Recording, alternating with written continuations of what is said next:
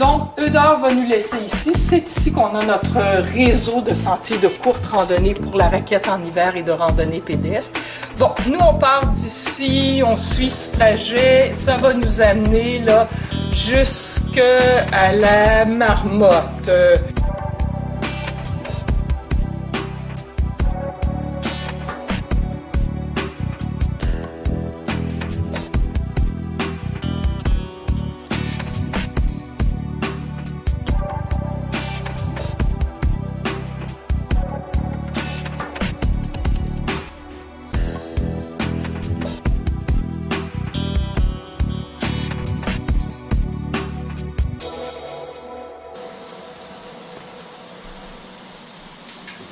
Alors, des petites crevettes que je suis allée pêcher tout à l'heure.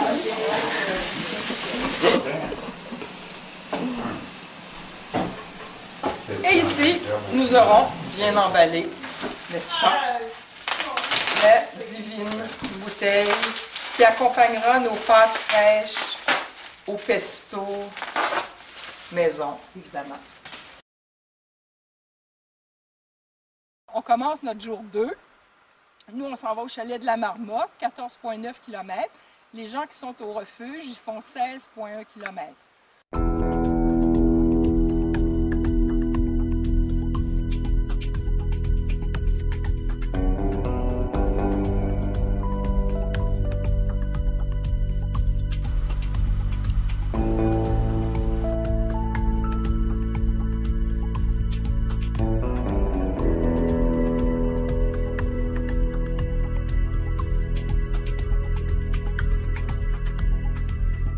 L'origine, l'idée d'abord de l'organisation de la traversée de Charlevoix, ça vient de la Fédération québécoise de la montagne.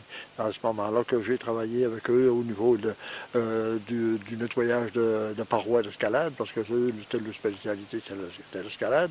Ensuite de ça, ils m'ont parlé de ça, ça fait que moi j'ai tout de suite compris ce que c'était. Ça fait que le même soir qu'on m'en a parlé, j'ai sorti mes cartes chez moi, puis avec ma boussole et tout, j'ai commencé à trouver mes azimuts d'un endroit à l'autre, et puis c'est comme ça que ça s'est parti. Puis j'ai commencé, par exemple, au mois de janvier de 1977. Là. Et ensuite de ça, j'ai terminé, au bout d'un an, il y avait 180 km de sentiers, puis ensuite de ça, 4 refuges de bâtis, avec une équipe d'hommes, naturellement.